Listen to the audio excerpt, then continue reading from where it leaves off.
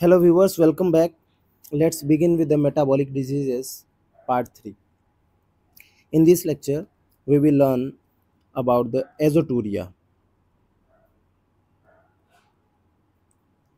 Azoturia is also known as tying up or means tying up syndrome or Monday morning sickness. It is also known as paralytic,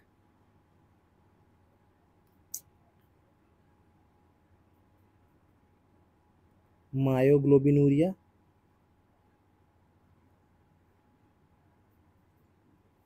It is also known as exertional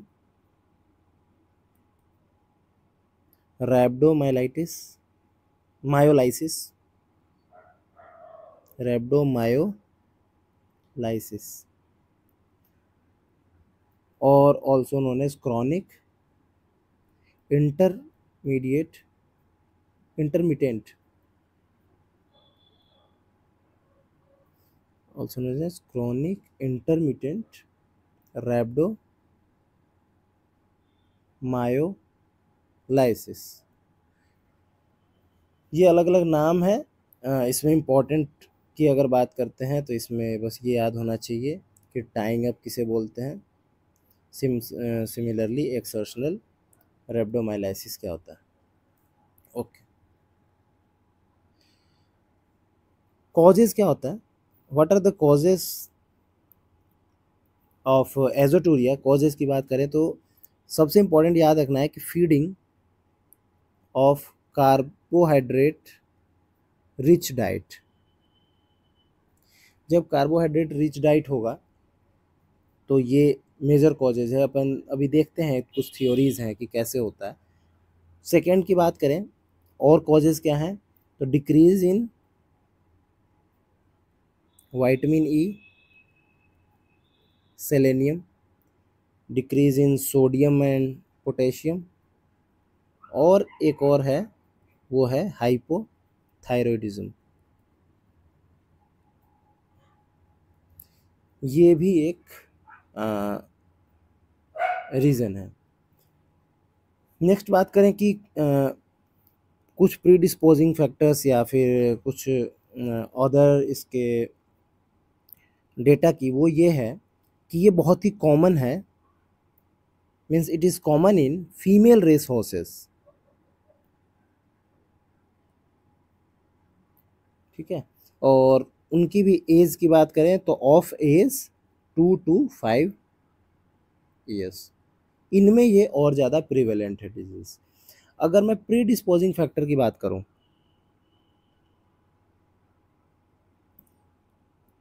pre disposing factor, तो ये बहुत important है। Important ये है कि horse को exercise नहीं कराना है ना, मतलब exercise of horse is stopped.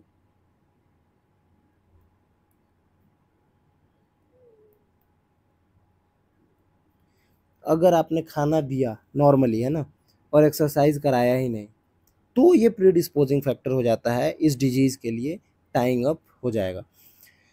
तो एक्सरसाइज अगर नहीं कराया या नहीं कराया गया इसको, और इम्पॉर्टेंट एक्सरसाइज नहीं है, इम्पॉर्टेंट है कि and it is capped on same diet. जो नॉर्मल डाइट एक्सरसाइज के दिनों में दे रहे थे वही डाइट हमने सेम रख दिया, and allowing rest for continuously 2 days। आप सेम डाइट पे रख दो, एक्सरसाइज मत कराओ 2 दिन के लिए, है ना, तो ये डिजीज़ के लिए प्रीडिस्पोजिंग फैक्टर हो जाता है और ये डिजीज़ आ जाती है। तो ये याद रखना है। कुछ थ्योरीज की बात करें, हमें बस नाम याद करना है कि होता क्या है, थ्योरीज का नाम क्या है। तो नंबर 1 है सार्कोलेक्टेट थ्योरी।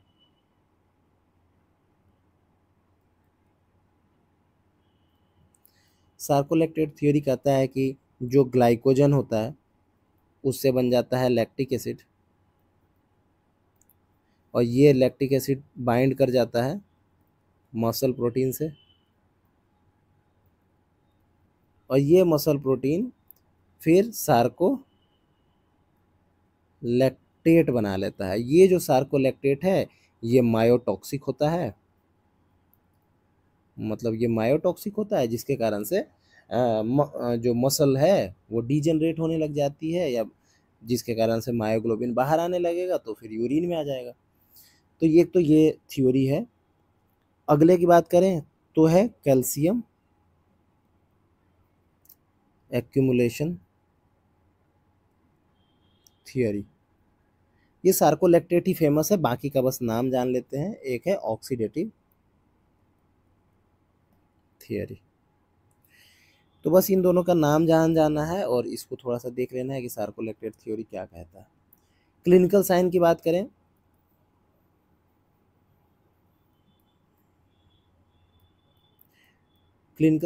करें तो इसमें मायोग्लोबिन्यूरिया होगा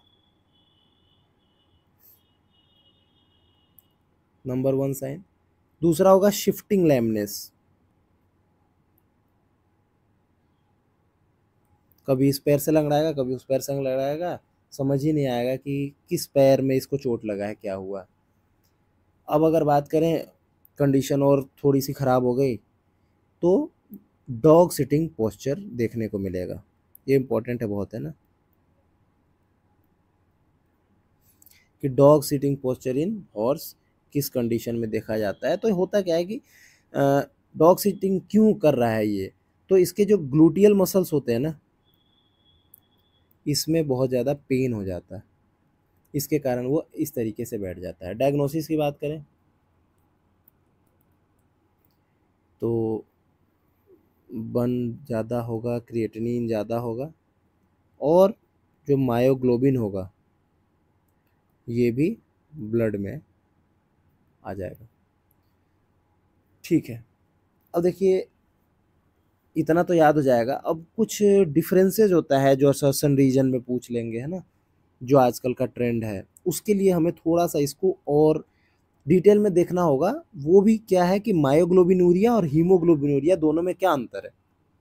ठीक है, तो अभी तक तो यही पूछ रहे हैं कि भाई एक होगा मायोग्लोबिनूरिया और एक होगा हीमोग्लोबिनूरिया। तो अभी तक ये लोग हैं हीमोग्लोबिनूरिया और हीमेचूरिया वगैरह इनके सवाल पूछते हैं, लेकिन ये समय दूर नहीं है कि अब ये मायोग्लोबिनूरिया और हीमोग्लोबिनूरिया के बीच में डिफरेंस पूछे। तो हमें याद रहना चाहिए कि टेस्ट होता है अमोनियम सल्फेट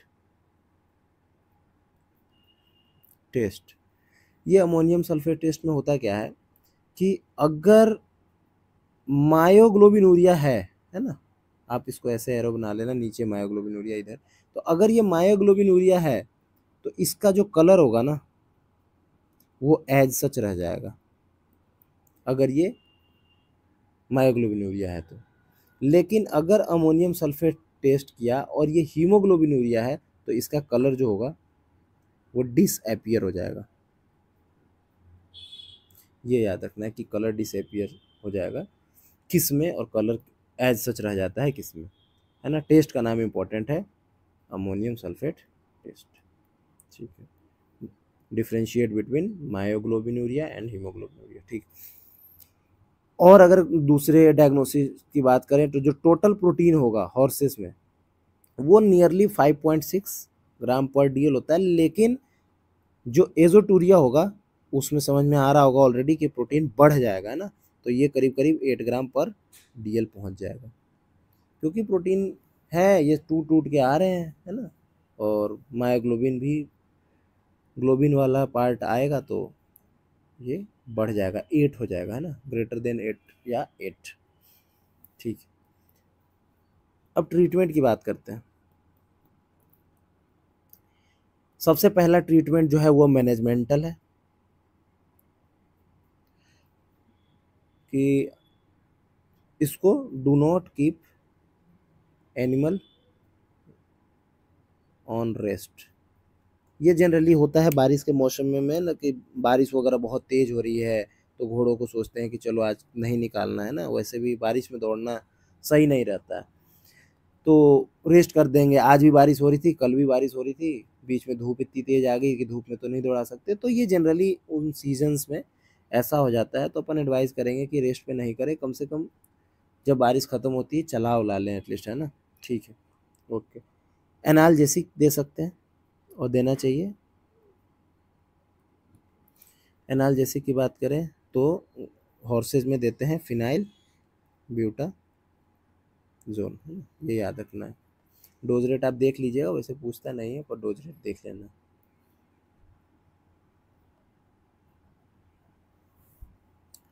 इसके बाद बात करें तो हमें सेलेनियम और विटामिन ई, है ना, ये सप्लीमेंटेशन करना है। फिर अगर बात करें तो यूरिनरी अल्कलाइजर्स, ये हमें यूज़ करना है एजोटूरिया में, means urinary alkalisers are use in azoturia, ये याद रखना। नहीं तो हो क्या रहा है कि इस कंडीशन में रीनल हाइपोक्सिया हो जा रहा है और इसके कारण से acute renal failure is seen, है ना, acute renal failure is seen. अब यूरिनरी अल्कलाइजर्स की बात करें तो यूरिनरी अल्कलाइजर्स जो होता है, मुझे लग रहा है ये इस साल नहीं, इससे पिछले 4 मीन्स ICR 2022 में ये क्वेश्चन आया हुआ है कि जो ये होते हैं यूरिनरी अल्कलाइजर्स ये कैसे दिए जाएंगे, तो मतलब ये ब्लड के आइसोटोनिक ही दिए जाएंगे, तो लेकिन इन्होंने पूछा कि ब्लड के आइसोटोनिक जो NaHCO3 होता है, सॉरी NaHCO3 होता है, वो कितना परसेंट होता है, तो याद रखना है 1.3% होता है। ये आइसोटोनिक टू ब्लड होता है 1.3%, है ना, और यही यूज़ करते हैं, तो ये याद रखना। ठीक,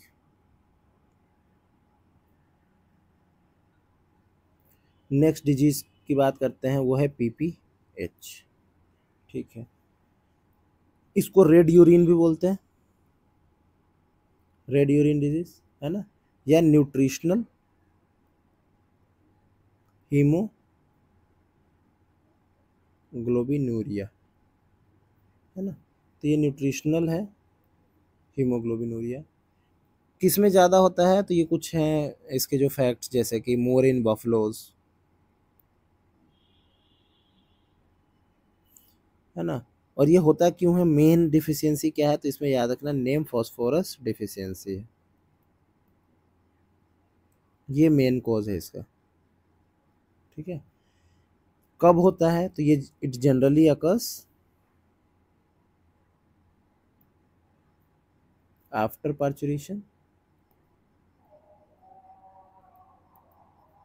it generally occur after parturition और इन एडवांस्ड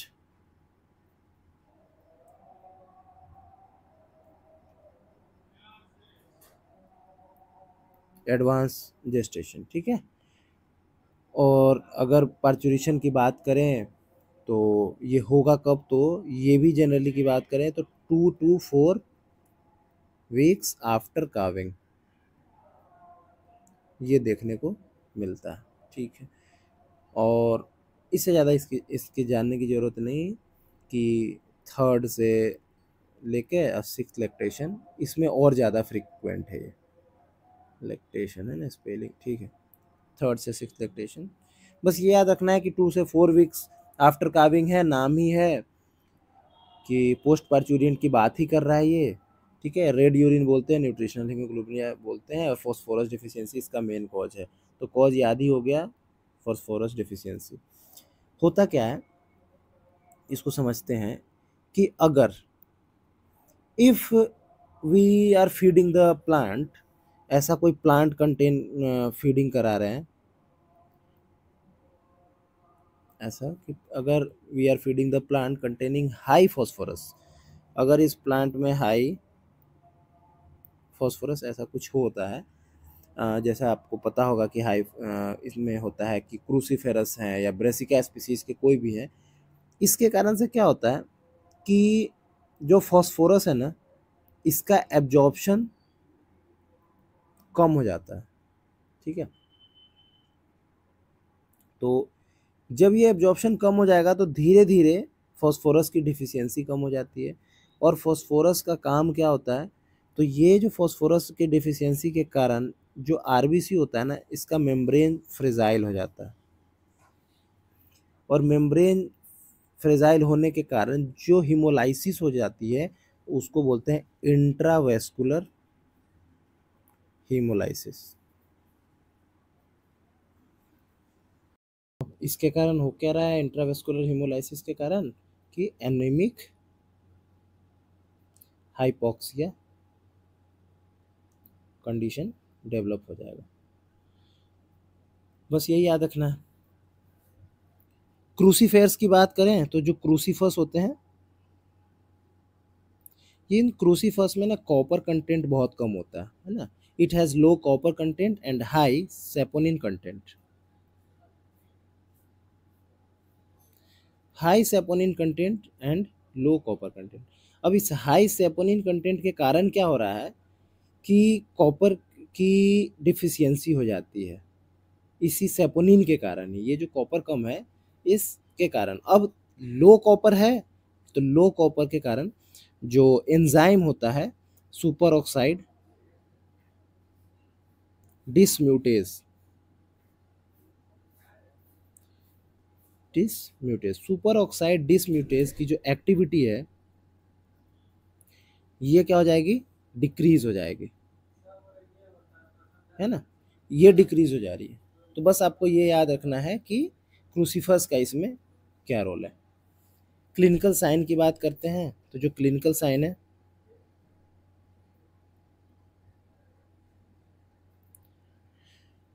हीमोग्लोबिनूरिया तो है ही, ये तो सबसे टॉप मोस्ट है,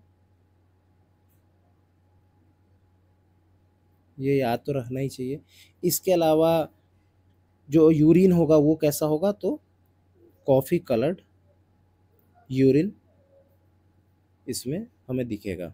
इसके अलावा चूंकि फास्फोरस की कमी है तो ये आपको पता होगा ऑलरेडी कि पाइका भी देखने को मिलेगा और जुगुलर पल्सेशन भी देखने को मिलेगा।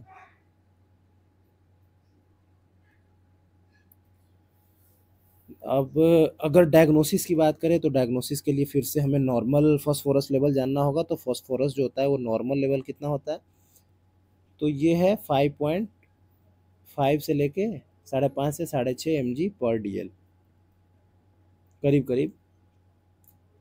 कहीं कहीं मैं देख रहा हूँ ना किसी किसी बुक्स में ये 4 to 7 भी बोल रहे हैं ना, तो ये उतना इम्पोर्टेंट नहीं है, इतना रिलेवेंट नहीं है। बस याद रखना है कि 5.5 से 6.5 या 4 से 7 भी है। लेकिन पीपीएच के केस में क्या हो रहा है, ये बहुत ज़्यादा डिक्रीज है और ये करीब करीब आधा से 3 तक मिलेगा, है ना, वही सेम है mg/dl। तो ये याद रखना है। अगर हीमोग्लोबिन कंटेंट की बात करें तो हीमोग्लोबिन का जो कंटेंट है किसमें, पीपीएच में, ये भी 3 to 4 चला जाएगा, है ना, ये ग्राम/dl है। अगर और दूसरे स्पीसीज की बात करें तो पिग्स, जो पिग्स होते हैं, अब हो क्या रहा था ना कि मैंने एक व्हाट्सएप पे वो बनाया था चैनल, लेकिन उस चैनल में पीडीएफ शेयरिंग नहीं हो पा रही है। और बहुत सारे लोग कह रहे हैं कि डॉक्टर साहब आप पीडीएफ भेज दो क्योंकि इमेज थोड़ा सा ब्लर आ रहा है। तो ये जो मैं लिख रहा हूँ ना, ये पीडीएफ फॉर्म में मैं भेज दूंगा। आपको क्या करना है, जो नया लिंक आया है इस डिस्क्रिप्शन के बॉक्स में होगा, ये व्हाट्सएप ग्रुप का है और आप इस पर क्लिक कर दें। इसमें मैं डेली अपडेट कर दूंगा। प्रॉब्लम ग्रुप के साथ ये है कि जो बच्चे बाद में ज्वाइन करेंगे, जो भी एस्पिरेंट्स है बाद में, उनको ये नहीं शो कर पाएगा, तो वो मुझे पर्सनली मैसेज कर दे, मैं उसको दोबारा ग्रुप में फॉरवर्ड कर दूंगा। तो इसलिए बेटर होगा आप इसी को ज्वाइन कर लें अगर पीडीएफ चाहिए तो। अदरवाइज चैनल दूसरे वीडियो पे है, उसमें इमेज आ जाएगी, है ना। तो आप चैनल भी ज्वाइन कर सकते हैं या तो ग्रुप कर सकते हैं, है ना। ठीक है, ओके। और भी किसी का पीडीएफ होगा जो भी इम्पोर्टेंट होगा, ज़रूरी होगा, तो अब हम लोग वैसे बीस्ट मोड में आ चुके हैं। तो अब हमें इसे बस ख़त्म करना है, डेली 2 लेक्चर हो, 3 लेक्चर हो, छोटे छोटे या टॉपिक्स ख़त्म करने हैं। तो अभी हम लोग आज से बीस्ट मोड में हैं और इसको जल्दी से जल्दी ख़त्म कर देंगे। मोस्ट प्रोबेबली जितने स्टूडेंट्स थे ऑलरेडी वो अपना शो कर चुके हैं और वो एक्टिवली पार्टिसिपेट कर रहे हैं, वीडियो भी देख रहे हैं। तो हम इतने ही मान के चल रहे हैं और इनके इनके लिए हम जल्दी जल्दी कोशिश करते हैं कि इसको ख़त्म कर दिया जाए एटलीस्ट, कि 275 या 300 के आसपास मार्क्स आपको मिल जाए। तो इसको जल्दी ख़त्म करेंगे ताकि रिवीजन सीरीज़ भी फिर शुरू हो। ठीक है, पिग्स की बात करें तो पिग्स में जो पीपीएच है उसमें हीमोग्लोबिन कंटेंट वही है, सेम 3 to 4 ग्राम पर डीएल हो जाएगा। लेकिन इम्पॉर्टेंट है याद रखना कि जो पिग्स में पीपीएच होता है तो एक जो टेल है या डिजिट्स हैं, है ना, इनकी स्लोइंग ऑफ हो जाती है। मतलब स्लोइंग ऑफ मतलब क्या होता है, वो गिरने लगते हैं, मतलब ऐसा लगेगा कि नेक्रोसिस होने लग गया है और सब धीरे धीरे टूट टूट कर गिरने लगते हैं। तो ये याद रख लेना, ये अलग चीज़ है, बस हल्का सा एक एक्स्ट्रा इन्फॉर्मेशन है। ठीक, अगर डायग्नोसिस की बात करें तो डायग्नोसिस के लिए टेस्ट होता है बेंजीडीन टेस्ट। ठीक है, और ट्रीटमेंट की बात करें तो ट्रीटमेंट आपको ऑलरेडी पता है, हीमोग्लोबिन इतना कम है कि बिना ब्लड ट्रांसफ्यूजन कुछ नहीं हो सकता। तो ब्लड ट्रांसफ्यूजन की तरफ जाएंगे और कितना करेंगे तो 5 लीटर करना होगा 450 केजी गाय का, है ना, तो उसको 5 लीटर देना पड़ेगा। इसके अलावा फॉस्फोरस के इंजेक्शंस आते हैं, तो फॉस्फोरस के इंजेक्शन है। ब्रांड नेम की बात करें तो टोनोफॉस करके आता है, आप देख लीजिएगा, अलग अलग कंपनी का है ना। ठीक है, तो टोनोफॉस करके आता है। या और अगर बात करें तो सप्लीमेंटेशन में बोन मील आता है, तो बोन मील सप्लीमेंट किया जा सकता है, या डाई कैल्शियम फॉस्फेट। तो इनका सप्लीमेंटेशन कर दें, फॉस्फोरस के इंजेक्शन लगा दें, और ज़्यादा कंडीशन खराब है तो ब्लड ट्रांसफ्यूजन ओनली ऑप्शन बचेगा। याद क्या रखना है इन सब में से, अब ये लाइन इंपॉर्टेंट क्यों जाता है असर्शन रीजन के लिए, कि पीपीएच में ब्लड कम है लेकिन फिर भी हिमैटिनिक्स नहीं दे सकते, है ना, तो ये नहीं दे सकते। ये यूनिवर्सिटी वगैरह के भी क्वेश्चंस में आता रहता है कि गिव रीजन या justify why haematinics are not given in case of PPH. तो हिमैटिनिक्स इसलिए नहीं देना है, तो हिमैटिनिक्स आर नॉट गिवन क्यों नहीं देना है, क्योंकि इस जो भी हिमैटिनिक्स या आयरन का प्रिपरेशन होता है इसमें आयरन होता है। ठीक है, इट कंटेन्स आयरन। अब इस आयरन की वजह से क्या होता है कि जो एब्जॉर्प्शन है, अरे यार एब्जॉर्प्शन है फॉस्फोरस का, ये डिक्रीज हो जाएगा। तो हमारा पर्पस कभी सॉल्व हो ही नहीं पाएगा जब फॉस्फोरस का ही एब्जॉर्प्शन नहीं हो पाएगा, और फॉस्फोरस ही चाहिए इसको ठीक करने के लिए, तो हम आयरन दे के और कंडीशन को वर्स कर लेंगे, है ना। तो इसीलिए हिमैटिनिक्स या कोई भी ऐसा आयरन प्रिपरेशन, खून कमी देखते ही आयरन प्रिपरेशन नहीं देना है। ठीक है, क्योंकि ये डिक्रीज कर देगा। ठीक है, ओके। अब अगर ऐसे बात करें तो इंट्रावेनस अगर दे दिया जाए, मान लीजिए कि इंट्रावेनस आयरन सप्लीमेंटेशन,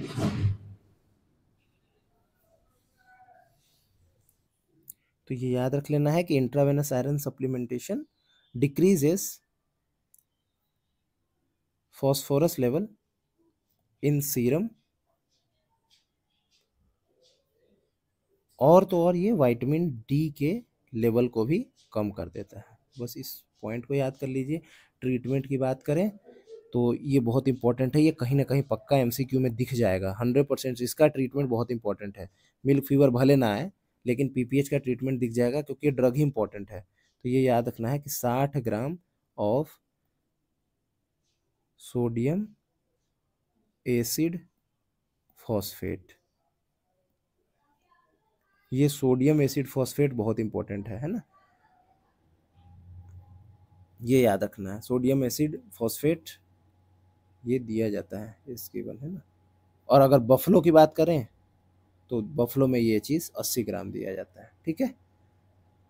और अगर 80 ग्राम में भी अगर आगे बात करें, वैसे कोई नहीं पूछने वाला नहीं है, तो इसमें 20% जो है शुरुआत में इसका आईवी दे देते हैं, लेकिन ये सब कोई नहीं पूछेगा, बस आपको याद रखना है, यही पूछा जाएगा कि सोडियम एसिड फॉस्फेट किसका ड्रग ऑफ चॉइस है या किसके ट्रीटमेंट में यूज़ करते हैं। सोडियम एसिड फॉस्फेट बहुत इंपॉर्टेंट, ठीक। बहुत सारी इंपॉर्टेंट बातें थी, वो तो हमने डिस्कस की ही, ये ज़्यादा इंपॉर्टेंट है। अगला डिजीज़ की बात करते हैं। अगला डिजीज़ है baby pig disease. Baby pig disease क्या होता है? It is due to the hypoglycaemia.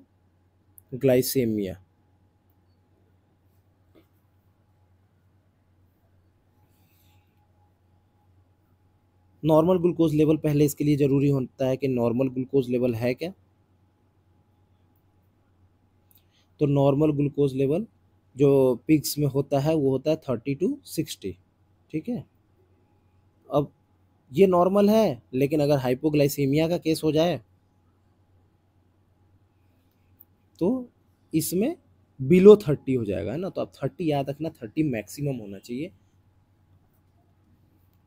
30 to 60। अब देखिए होता क्या है, ये 30 to 60 नॉर्मल है, लेकिन इसमें पूछा जाता है कि हाइपोग्लाइसीमिया जो हो रहा है बेबी पिग में, इसमें सिम्टम कब दिखने लग जाएगा। तो याद रखना है कि सिम्टम एपियर्स जब लेस देन 50 mg/dl, 50 से कम होगा तो सिम्टम आने लग जाएगा। और इसके ट्रीटमेंट के लिए बात करें तो इसके ट्रीटमेंट के लिए 20 से 30% हाइपोटोनिक ग्लूकोज, है ना, 25 mg/kg बॉडी वेट, है ना। उतना डिटेल जरूरत नहीं है, बस ये याद रखना है कि हाइपोटोनिक ग्लूकोज दिया जाता है। ऐसे ट्रीटमेंट कोई नहीं पूछ रहा, ठीक। अगली बात कर लें इसमें, तो छोटे छोटे डिजीजेज हैं, अब ये जल्दी जल्दी खत्म हो जाएंगे। एक है diabetes insipidus.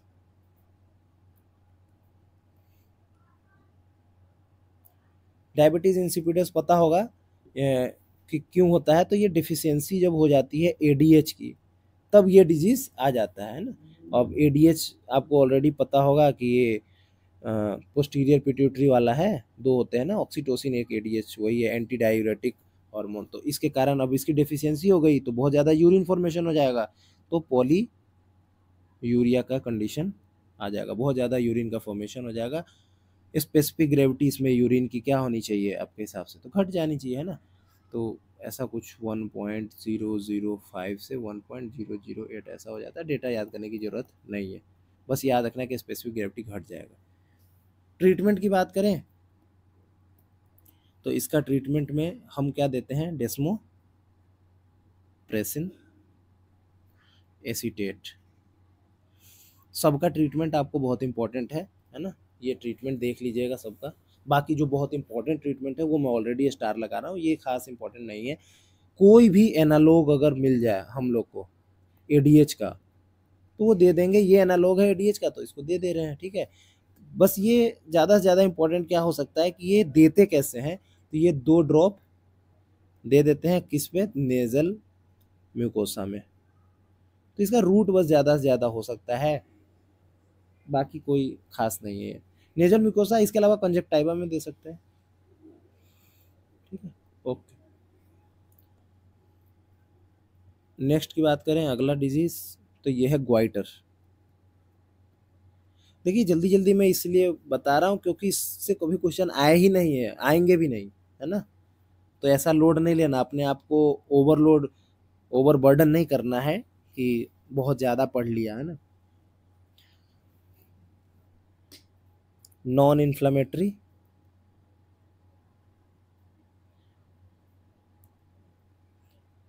Non malignant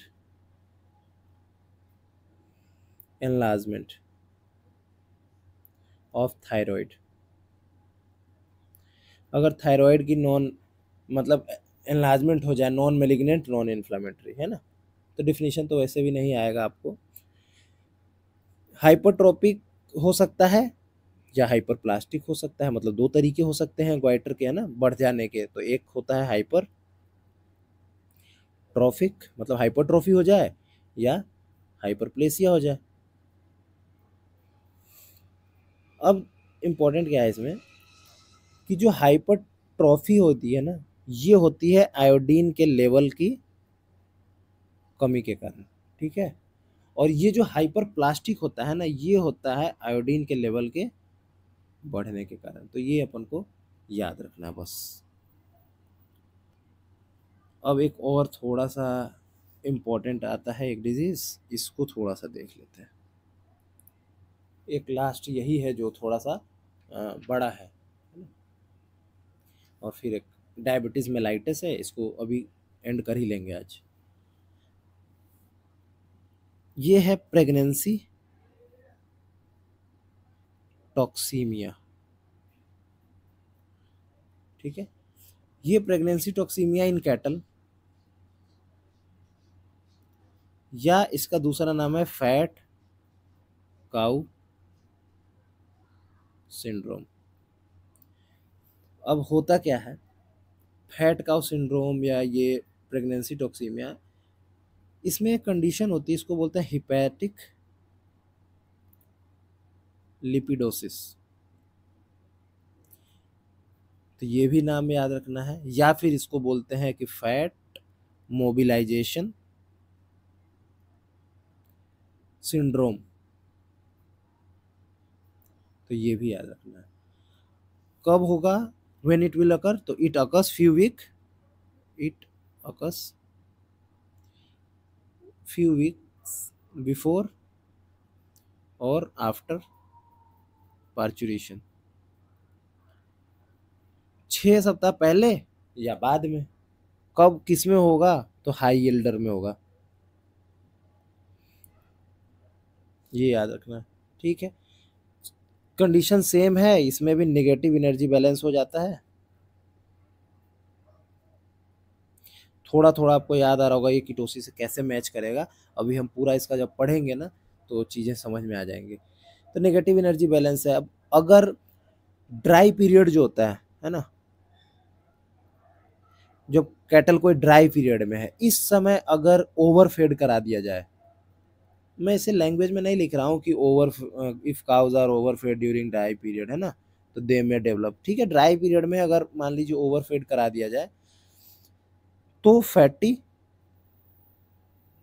liver syndrome देखने को मिलता है, ठीक है। ये मतलब पार्चुरेशन है, उससे पहले भी मिल सकता है और उसके बाद भी मिल सकता है, ठीक है। जो लीवर होगा वो लीवर पेल येलो हो जाएगा या ग्रीसी हो जाएगा, या और इम्पोर्टेंट क्या है कि वो फ्लोट करेगा, इट्स फ्लोट्स ऑन वाटर, ये याद रखना है, ये फ्लोट करता है। डायग्नोसिस की बात करें तो कीटोन बॉडीज बढ़ जाता है, ठीक है। नेफा बढ़ जाएगा, एलडीएच बढ़ जाएगा, जीजीटी बढ़ जाएगा, है ना, और एएसटी भी बढ़ जाएगा, ठीक है। टोटल बिलिरुबिन भी बढ़ा रहेगा, और आइसोसिट्रेट डिहाइड्रोजिनेज, आइसोसिट्रेट क्या है, डीएच, हाँ, आइसोसिट्रेट डिहाइड्रोजिनेज ये भी बढ़ जाएगा,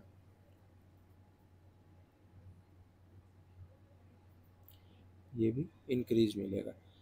ये ऐसा क्यों होता है, मैं इसका बस रीजन बता रहा हूँ कि मान लीजिए ऐसा ऐसा रीजन कहीं पूछ दे कि ऐसा होता क्यों है।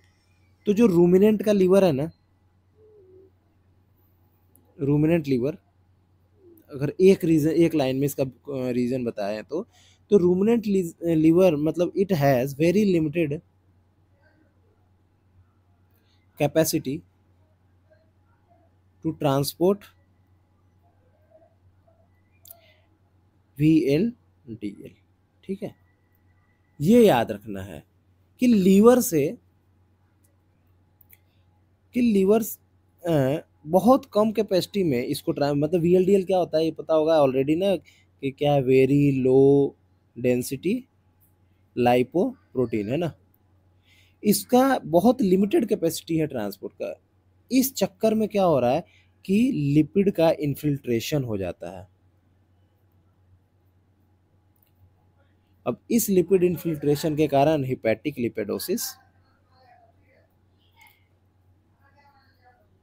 देखा जाता है। अगर इसके ड्रग ऑफ चॉइस की बात करें तो ये बहुत इंपॉर्टेंट है, ये वाला भी इंपॉर्टेंट है ना, कि ड्रग ऑफ चॉइस की बात करें तो कॉलिन क्लोराइड है ना, और साथ में मिथियोनिन, ये दोनों याद रखना है कि इन दोनों को दिया जाता है। और ये शायद पता हो कि कॉलिन क्लोराइड कैसे देते हैं, सबकट रूट से देते हैं, ठीक है। ओके, इसके अलावा अगर इसमें बात करें तो चूंकि निगेटिव एनर्जी बैलेंस बहुत ज़्यादा है तो आप इसमें नियासिन है या विटामिन ई है या सेलेनियम है ना, इन सब के कॉम्प्लेक्स भी देना चाहिए और चलाना चाहिए। ठीक है, अगले की बात करते हैं। ये भी एक इम्पॉर्टेंट डिजीज है, इसको बोलते हैं हाइपो मैग्नेसेमिक टिटेनी या ग्रास टिटेनी या ग्रास स्टैगर या व्हीट पास्चर पॉइजनिंग। इतना सारा नाम है, होता किससे है तो मैग्नीशियम की कमी से हो जाता है, ये याद रखना है। अब मैग्नीशियम की कमी तो हो रही है, होता क्या है कि अगर कैल्शियम कम है ना, कि decrease concentration of calcium and increase level of phosphorus, ऐसा कुछ कंडीशन है तो, या फिर कोई सॉइल है ऐसा जहाँ पे एसिडिक सॉइल हो, है ना, तो ये रीजन याद रखना है कि एसिडिक सॉइल है तो ऐसे में अगर कोई सेरल उगा लिया जाए और उनकी फेडिंग किया जाए, है ना, क्या है CERE, हाँ सेरल्स है ना, उगा के इनकी फीडिंग कराया जाए तो ये कंडीशन देखने को मिलेगा, है ना। और ये मैग्नीशियम की कमी इन दोनों के लेवल के ऊपर नीचे से होता है। अगर कैल्शियम बहुत कम है, फास्फोरस ज़्यादा है तो मैग्नीशियम भी वहाँ पे कम हो जाता है। या तो एसिडिक सॉइल हो तो उस पर जो सेरल्स उगाएंगे और उसको खिलाएंगे पास्चर, तो इस टाइप के व्हीट पास्चर पॉइजनिंग भी इसीलिए इसको बोला गया। ये एक और याद रखना है अलग से कि ये विंटर में ये ज़्यादा देखने को मिलता है ना। तो लिख दीजिए ऐसा कि common in winters, common in winters, ठीक है। दो टाइप की टिटेनी होती है, अब इसको थोड़ा सा पढ़ना पड़ेगा कि ये दो टाइप का होता है। वैसे काम का बस इतना ही था कि मैग्नीशियम की कमी हो जाएगी, ठीक है, वो नाम भी बता रहा है कि हाइपोमैग्नेसेमिक टिटेनी है, ठीक। लेकिन दो टाइप का होता है, एक है होल मिल्क टिटेनी, दूसरा है लैक्टेशन टिटेनी। मतलब हाइपोमैग्नेसेमिक टिटेनी जो है ये दो टाइप का है, ओके। अगर होल मिल्क की बात करें तो यहाँ पे प्राइमरी डिफिशियंसी हो जाएगी किसकी, मैग्नीशियम की। और प्राइमरी डिफिशियंसी का मतलब वो डाइट में कमी को प्राइमरी बोलते हैं, ठीक है। तो ये कॉमन किस में होगा, काव्स में, ठीक है। लैक्टेशन टिटेनी की बात करें तो ये सेकेंडरी टाइप होगी, और सेकेंडरी टाइप है इसलिए इसको लैक्टेशन टिटेनी बोलते हैं, या लैक्टेशन टिटेनी की जगह पे सेकेंडरी मैग्नेसेमिक टिटेनी भी बोल देंगे, तो ये सेकेंडरी टाइप की होगी, ठीक। दोनों की बात करें कॉमन चीज होंगी क्लिनिकल साइन।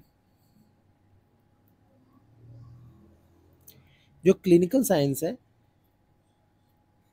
दो फॉर्म में होगा, एक एक्यूट होगा, सॉरी तीन फॉर्म में होगा, एक सब एक्यूट भी होगा, है ना, और एक क्रॉनिक होगा। एक्यूट की बात करते हैं।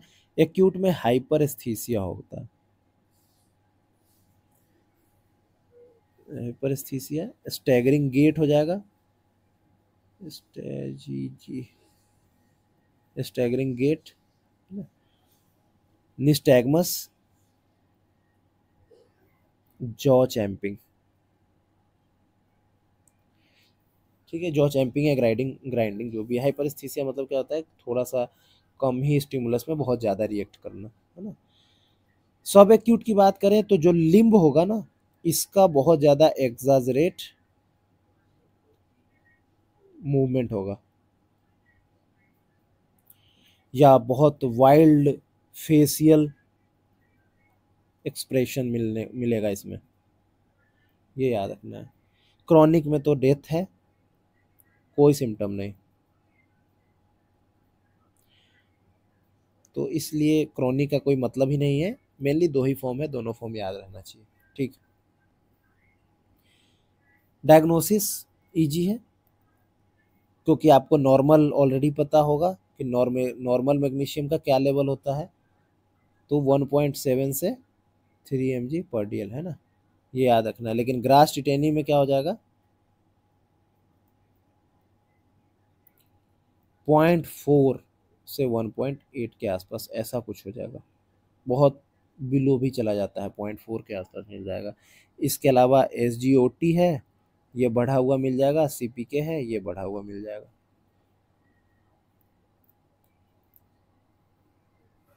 अब एक और याद रखना है अलग से, ये अलग एक्स्ट्रा इन्फॉर्मेशन है कि जो एब्जॉर्प्शन है मैग्नीशियम का, ये डिपेंड करता है सोडियम और पोटेशियम के रेशियो पे। ये आपको याद होना चाहिए कि ये डिपेंड करता है सोडियम पोटेशियम के रेशियो पे। अगर ऐसा समझ लीजिए कि सोडियम और पोटेशियम का रेशियो 3:1 है, तो ये लेस एब्जॉर्प्शन होता है। ये एडिशनल डेटा है, ये मुझे नहीं लगता कहीं आएगा, है ना। 5:1 है तो पीक एब्जॉर्प्शन होगा यहाँ पे। ये कोई इंपॉर्टेंट नहीं है, कोई 4th ईयर के स्टूडेंट्स हैं तो अगर ग्रास टिटेनी पे कोई नोट्स वगैरह आ जाए ना, शॉर्ट नोट लॉन्ग क्वेश्चन, तो उनके काम की है। बाकी एग्जाम पॉइंट ऑफ व्यू से मुझे खास इंपॉर्टेंट ये नहीं लग रहा। तो ये ब्लड की बात मैंने कर दी कि ब्लड में ऐसा होता है कि ये नॉर्मल लेवल, किसकी बात की है मैंने, ब्लड की। इसके अलावा चूंकि इसमें नर्वस साइन एंड सिम्टम आता है, तो कुछ होंगे ऐसे जो CSF को भी चेक करा लेते हैं कि CSF चेक कर लीजिए, किसी के लैब में हो रहा हो तो इस केस में नॉर्मल मैग्नीशियम का लेवल होता है CSF में 2 mg/dl, लेकिन अगर ग्रास टिटेनी की बात करें तो ये लेस देन 1.5 हो जाएगा,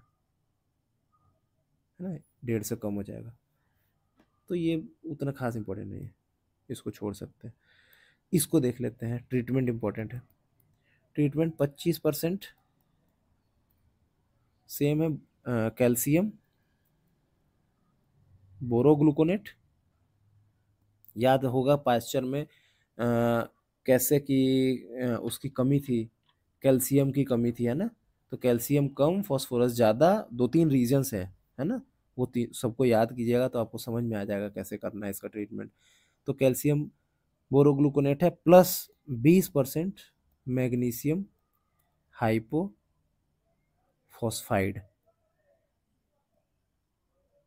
ये देना होगा, है ना। कैसे देना होता है, कैटल या बफलो हो तो आपको 500 ml देना है, और शीप गोट हो तो 50 ml। ठीक है, तो बस ये याद रख लेना है। इसके अलावा अगर क्लिनिकल पॉइंट ऑफ व्यू से करें तो हम ना 100 ml ये भी दे देते हैं, जो मैगसल्फ होता है ना, वो उसका सॉल्यूशन भी 10%, मतलब 100 ml, ऐसे याद कर लीजिए अलग से कि 100 ml 10% मैगसल्फ ये दे देते हैं, और ये 1 डे दे देंगे 7 दिन तक, तो भी काम चल जाता है ना। तो ये याद रख लीजिएगा, या तो वो ट्रीटमेंट हो जाए या ये ट्रीटमेंट हो जाए। ठीक है, डायग्नोसिस की बात करें तो ये इम्पोर्टेंट है थोड़ा सा। क्योंकि ये कहीं पूछ सकता है। मैच द कॉलम में आजकल ये सब ज़्यादा आ रहा है, 4 ऑप्शन दे देंगे और मैच करना रहेगा कि किसका डायग्नोसिस क्या है। तो एक ही क्वेश्चन में लोग 4 क्वेश्चन पूछ लेते हैं। तो डायग्नोसिस है ज़ाइलिडिल, ज़ाइली, अरे यार,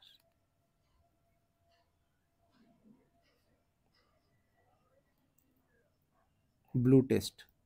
ये क्या है, ये मैग्नीशियम को डिटेक्ट करता है किस में, यूरिन में। ये इंपॉर्टेंट है, यूरिन में डिटेक्ट करता है। और चूंकि ये क्वांटिटेटिव है, तो ये क्वांटिटेटिव डिटर्मिनेशन कर देता है। और डायरेक्ट कैलोरीमेट्री से भी इसको ऐसे कर दिया जाता है। ठीक है, ये जैलिडिल ब्लू टेस्ट का अगर प्रिंसिपल की बात करें तो ये होता क्या है, ये अल्कलाइन पीएच पे, अल्कलाइन पीएच जब रहेगा तो उसमें ये चिलेशन का काम, या चिलेटर होता है, ये अल्कलाइन पीएच पे चिलेटर होता है और वही इसका प्रिंसिपल होता है जैलिडिल टेस्ट का। उतना डिटेल में याद करने की कोई ज़रूरत नहीं है, आप बस ये याद करें कि जैलिडिल टेस्ट किसके लिए होता है, तो यूरिन में मैग्नीशियम को डिटेक्ट करता है और क्वांटिटेटिव है ये। कैलोरीमेट्री से जो भी होता है वो क्वांटिटेटिव होगा, आपको याद होगा थोड़ा सा। डायग्नोसिस में जो भी कैलोरीमीटर होता है या कैलोरीमेट्री से होता है, वो एब्जॉर्प्शन उसका बताता है और वो क्वांटिटेटिव होता है। ठीक है, अब इसमें ज़्यादा नहीं बचा है। एक हाइपोथायरॉयडिज्म है और एक डायबिटीज़ मेलाइटस है। इसके अलावा बस एडिशन और कशिंग है, जो कि मुश्किल से 10 मिनट का एक अलग से वीडियो बन जाएगा, उसमें हो जाएगा। अगर आपको वीडियो अच्छा लग रहा है तो कुछ कमेंट करें, लाइक करें, अपने दोस्तों को भी बताएं। और जो मैंने बताया कि जिसका जो लिंक है ना, व्हाट्सएप ग्रुप है, उसको डिस्क्रिप्शन बॉक्स में उसको ज्वाइन कर लें। आपको इसका पीडीएफ मिल जाएगा। नोट्स अब लिख नहीं सकते, मुझे ऐसा लगता है, समय बहुत कम है, तो आपको ये डायरेक्ट मिल जाएगा। उसको आप रिवाइज कर लीजिए, जो इंपॉर्टेंट लगे उसको किसी डायरी वगैरह में लिख लें। आपके पास ऑलरेडी नोट्स है तो उसमें इसको ऐड ऑन करते चले। ठीक है, ऑल द बेस्ट।